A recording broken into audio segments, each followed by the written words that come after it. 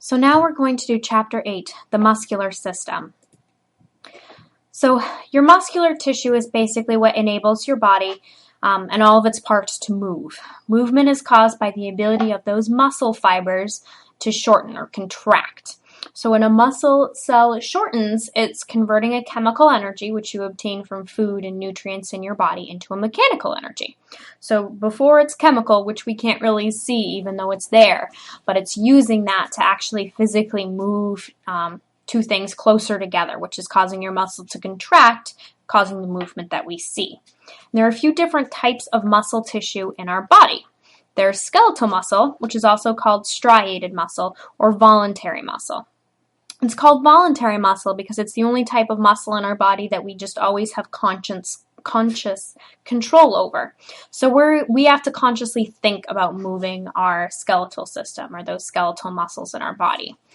This type of muscle makes up about 40 to 50% of your body weight, depending on how in shape you are and how muscular your body type is. It does vary a little bit between the genders.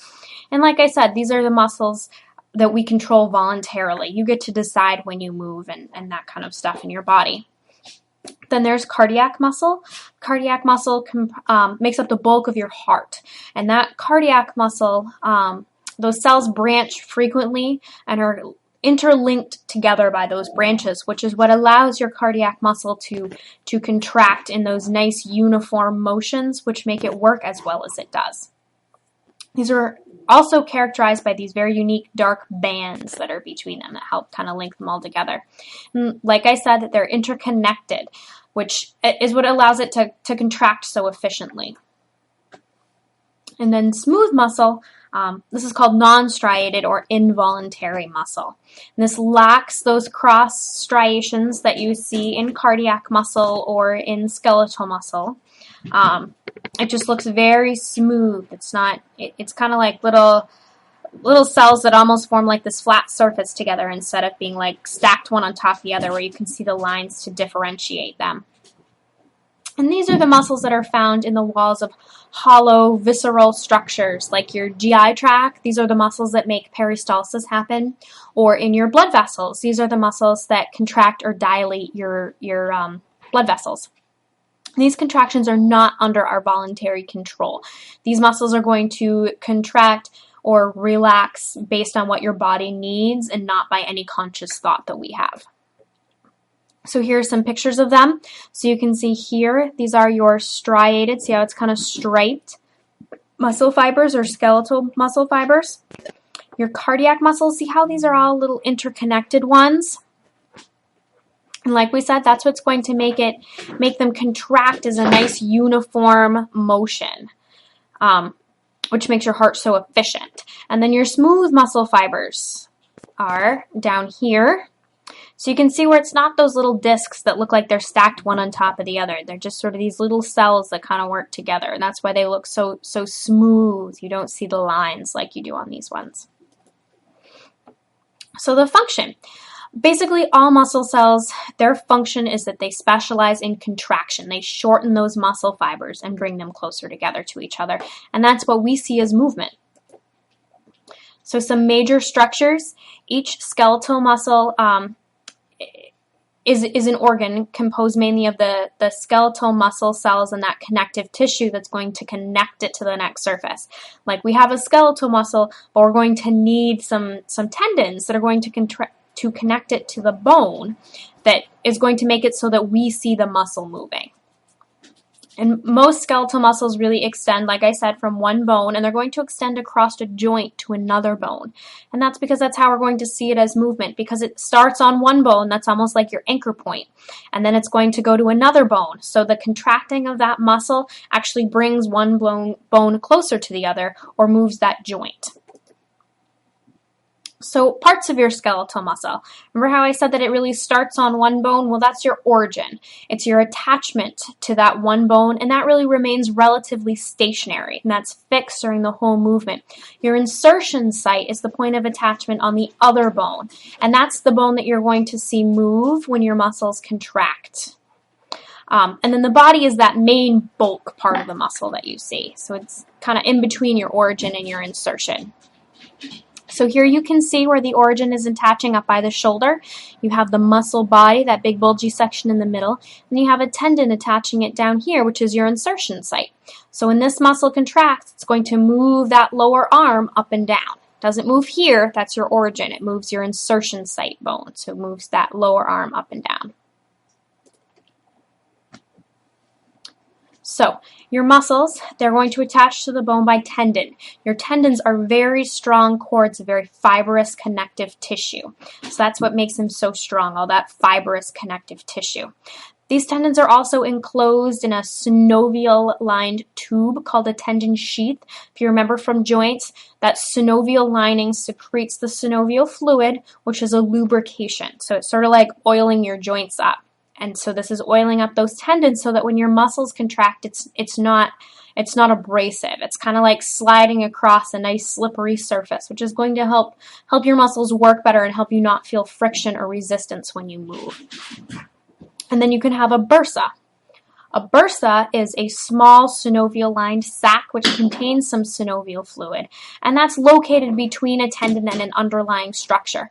So those are really located over like a prominent joint to cushion the tendon where it's extending over it.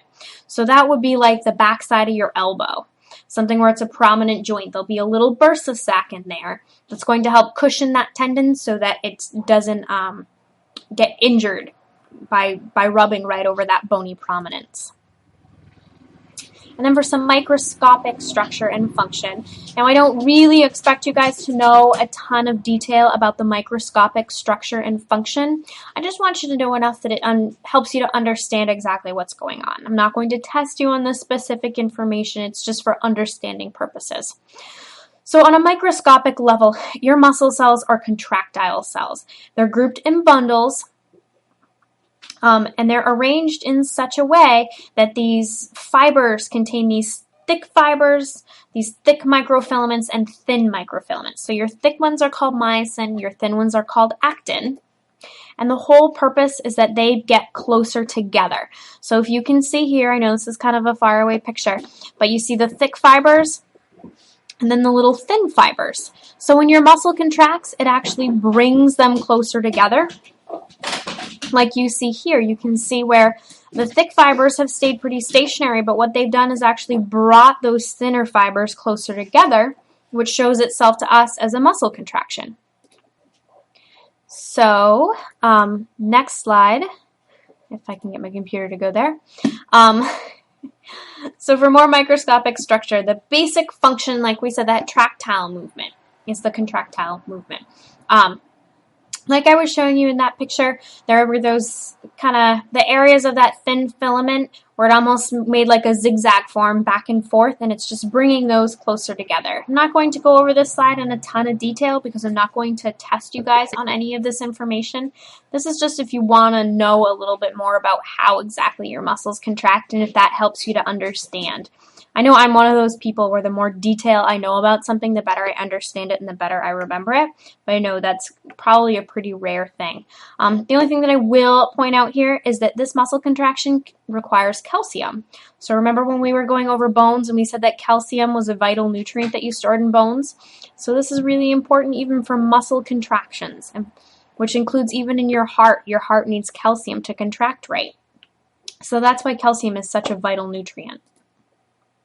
And there you can see in this picture, it's trying to show it to you a little bit more where these are your Z fibers, those thin filaments. It's bringing them closer together, and that's what makes your muscles contract. It's just bringing those muscle cells closer together.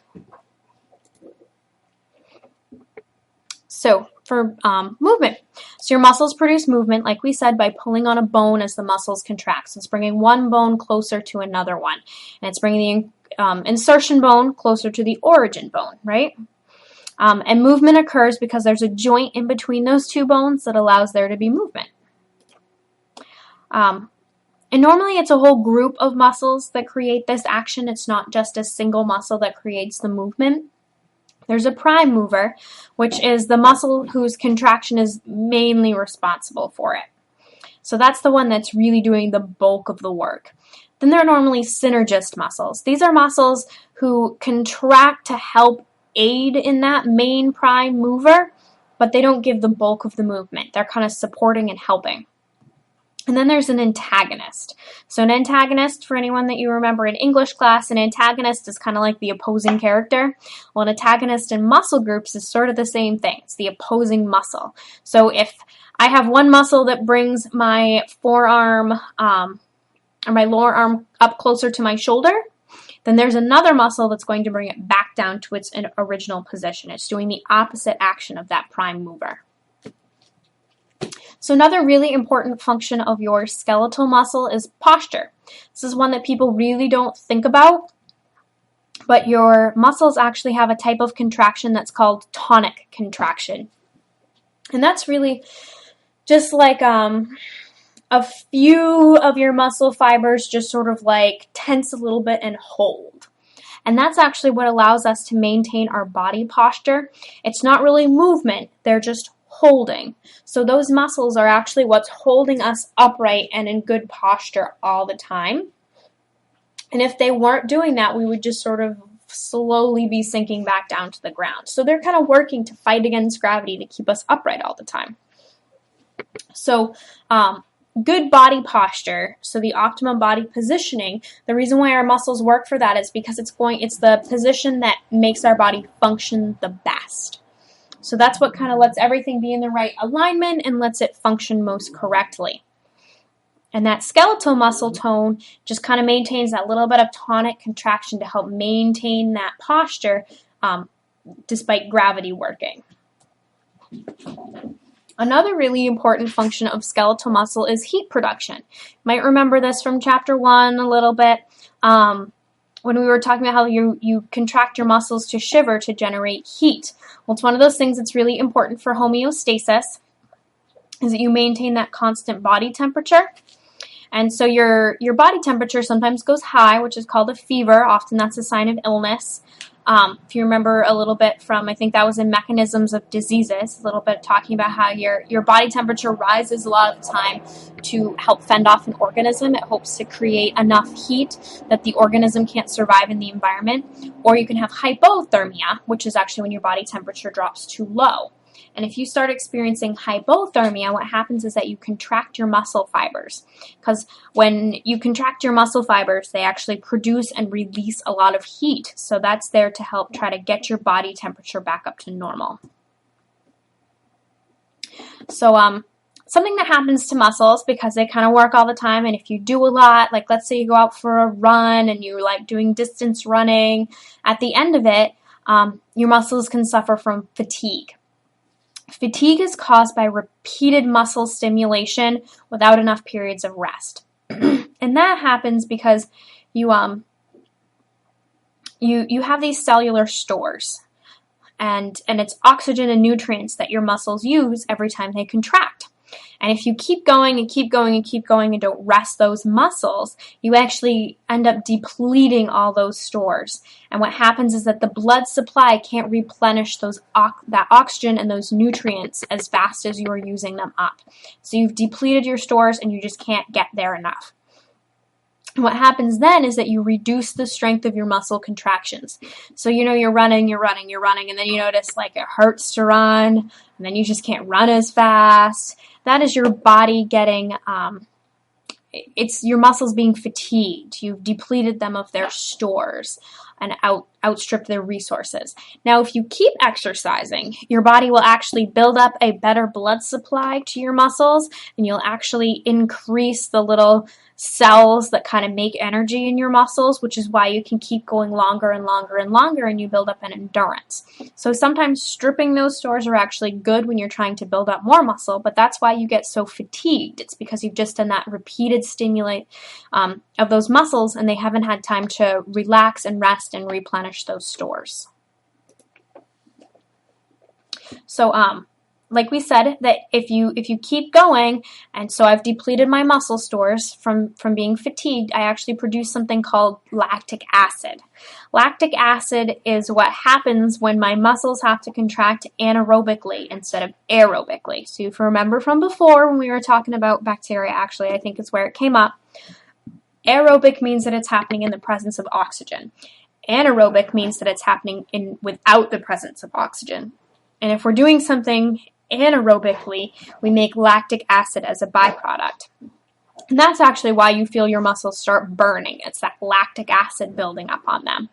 The other thing that anaerobic workout does is that it causes an oxygen debt. So that means that the metabolic effort that's required to burn off that excess lactic acid that you've accumulated during the long periods, you have to replenish all of that. It's kind of like taking a loan out for something. You have to repay it. So after strenuous exercise, you have to repay that debt because you now have to get rid of all that lactic acid and then replenish all of your stores before you can return to that pre-energy level or pre-exercise level. So the role of body systems in movement. So muscle functioning really depends on the functioning of a lot of other parts in your body. So muscles cause movement by pulling across those movable joints. So muscles wouldn't be able to do their job if they didn't have bones to attach to. But there are some other pretty important systems as well, like your respiratory system. Without a good functioning respiratory system, you're not going to be able to supply enough oxygen to those muscles because you won't be breathing in enough oxygen. By the way, I apologize if you hear noises in the background. My dogs are playing behind me. So if you hear loud noises or squeaks or thuds, that's what it is. So like I said, if your respiratory system has to breathe in that oxygen for you, then you need a good functioning circulatory system to actually circulate it around and bring it to your muscles. And then you have a nervous system because that, pardon me, that nervous system is going to sense everything around you, to know where you are, to sense gravity, to sense pain. Your nervous system's really sensing it. And it's also sending those triggers from your brain to tell which muscles in your system to contract.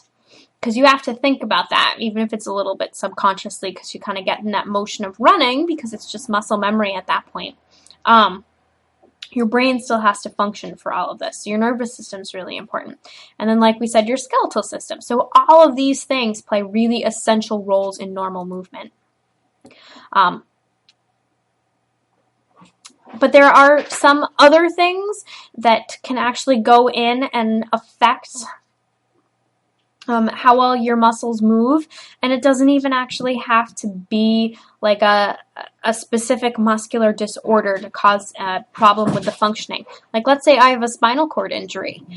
Now my neurological system isn't functioning very well, so it can't actually even carry on the trigger to tell my muscles to contract. So now, even though I might have perfectly great functioning muscles, my nervous system's not working, so it can't carry on. Or let's say I actually have really bad COPD. Now I can't breathe in enough oxygen. These are the people that can't walk very far. And it's not because their muscles don't function, it's because they can't get in enough oxygen to supply those muscles with that movement. So you have a motor unit, like we were just talking about the nervous system and its role, and the stimulation of that muscle is actually triggered by a nerve impulse, and that's required before the muscle can contract. It kind of tells that muscle to contract and to produce a movement. And your motor neuron is the nerve cell that's going to transmit that impulse from your nervous system over to your muscular system and trigger the contraction to happen. And the link between that motor neuron and your muscle is called the neuromuscular junction. Kind of makes sense, right? Neuro and muscular.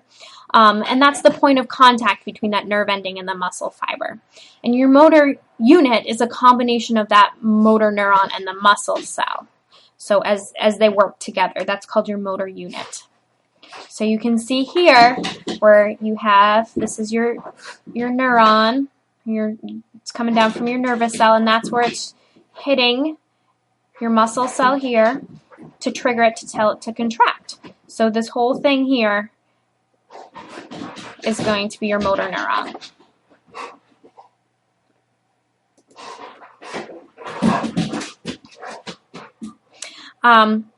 So the muscle stimulus. So like we said, that the muscle is going to contract when it gets enough.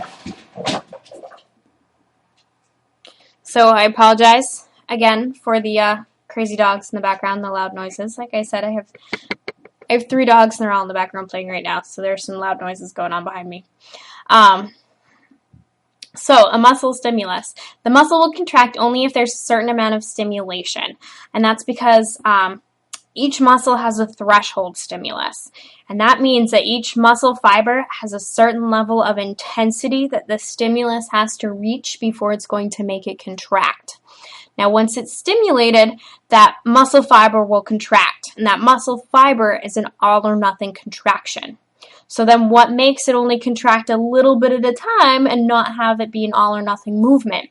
Well, that's because each particular muscle fiber has a different threshold for contracting.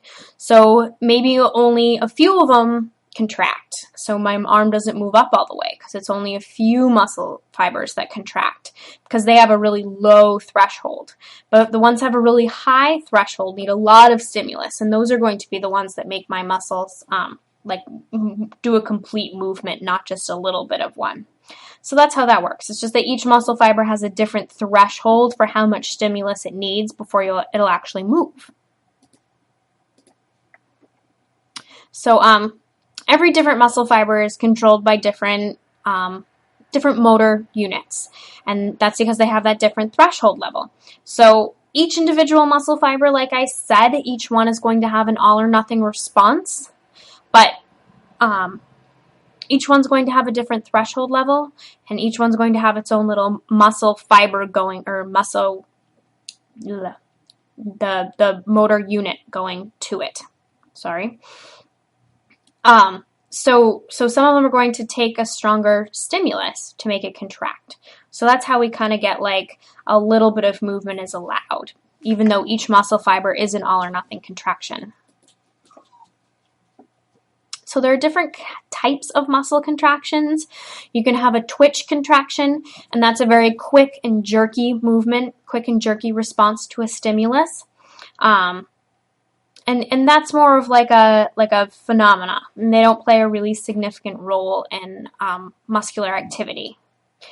And then there's tetanic contractions. So those are sustained, steady muscular contractions that are caused by a series of stimulus that are like bombarding it in rapid succession. So that's saying like hold it up, hold it up, hold it up kind of thing. So it just keeps going, and it's not just like the one little twitch. So then there are also isotonic contractions. So isotonic contractions are the ones that produce movement at a joint. So that's when the muscle changes its length, causing the insertion site, remember that bone that it's inserted on, to move closer to the point of origin. And those muscles, like we said, they shorten those muscle fibers. Concentric ones are the ones that shorten the muscle fibers. And then eccentric ones are the ones that allow them to increase in length. So those are the ones that allow that muscle to kind of stretch back out and go back to where it was, those muscle fibers. And most of the types of body movements, like walking and running and all that kind of stuff, are isotonic, and that's because they're creating a movement in a joint. And then there are isometric contractions. So isotonic creates a movement, and isometric contraction is a contraction of a muscle that does not produce a movement. So your muscle is shortening, but it's not moving. So that would be like tensing your muscles. They're shortening, but you're not moving. Or if you like push against a wall, you're not moving, you're trying to push the wall, but it's not going to go anywhere. So you're not producing movement from it. There's just still muscle contraction and muscle shortening. So there's a lot of tension in that. So here's the picture you can see. So this is someone doing an isotonic contraction. You can see where they're moving. They're moving the ball. And here you can see this is an eccentric one. So this muscle is actually lengthening to let that ball down. And this is a concentric one because that muscle is shortening to bring it up. And here are an isometric one, because you see they're not moving. They're not moving this bar, even though the muscle is relaxed and then contracted. So the effects of exercise on skeletal muscle. Kind of mentioned this briefly, at least with the tone and building up strength. before when we were talking about building up lactic acid, but exercise, if it's done regularly and properly, will actually improve your muscle tone and your posture and make your heart and lungs and everything work more efficiently, so they function better, and that's going to reduce fatigue. So some of the specific effects of exercise on your muscle system is that prolonged inactivity, so not doing anything, causes atrophy. Atrophy is like a wasting away. So those muscle fibers that you have aren't being used. They're kind of wasting away and getting smaller. Where regular exercise will increase muscle size, or cause hypertrophy. Hypertrophy is an increase in size. And then you can do strength training. Strength training involves the contraction of muscles against very heavy resistances. And strength training actually increases the number of myofilaments in each muscle fiber, which increases the fiber mass. Does not increase the number of muscle fibers, it just makes them bigger. You can also do endurance training. Endurance training is kind of what I was talking about earlier. So it's going to increase your ability, or your muscles' ability, to sustain moderate exercise over a period of time, which is called aerobic training. So it kind of lengthens that aerobic period by improving your circulation to it and improving how your body makes energy for that muscle cell, and allows your body to be more efficient in how it delivers oxygen and nutrients to those muscle fibers. But it does not result in hypertrophy. So it doesn't cause bigger muscles, it just makes you use what you have more efficiently. And here you can see a picture of the muscular system. And no, I do not expect you to learn all of these. These are pretty complicated, and there are a lot of muscles with some pretty long names. I don't expect you to know them. I just expect you to know the basics of what the muscular system does and, you know, its role in the human body and what can go wrong. You can see there are a whole lot of them here, with just how many muscle fibers there are and how much they all interact. You can kind of see here why there would be prime movers and synergists and antagonists. There are just a whole lot of muscles to make all of these movements in our body happen. So some of the types of movements that are produced. You can have flexion. Flexion is a movement that decreases the angle between two bones. Or extension. Extension is one where it increases the angle between two bones. So that would be like if I flex my bicep and I bring my lower arm up closer to my upper arm, that is flexing it. Bringing it back down to straighten my arm is extending it. So you can see here where their bicep has contracted, it's caused a flexing of that elbow joint. And then when it goes back to normal, that's called extension. So here we go. This is showing that in the lower extremities. So here you can see where the lower leg has flexed and then extended. So your quadriceps and your hamstrings are using your knee joint here to show flexion and extension. So for some other types of movement, you can have adduction or abduction, and that's the movement of a body part away from the midline. Adduction is when it moves towards. Kind of easy to remember because you're adding it to your body. You can also have rotation or circumduction, and that's when you're moving something around a longitudinal axis. I was hoping I had a picture there, and I don't. I'll probably do at the end. So supination or pronation, that's actually hand positions, and that's just when you rotate your forearm so that your palm is turned anterior, which is supination, or posterior, which is pronation. And then for your feet, there are a couple of specialized movements there too. There's dorsiflexion and plantar flexion. Dorsiflexion is when you lift up on your foot, and plantar flexion is when you kind of point your toes down and you stretch them down. And those are named just because of the side of your foot and the ligaments and tendons that are being used there. So you can see here is finally my picture.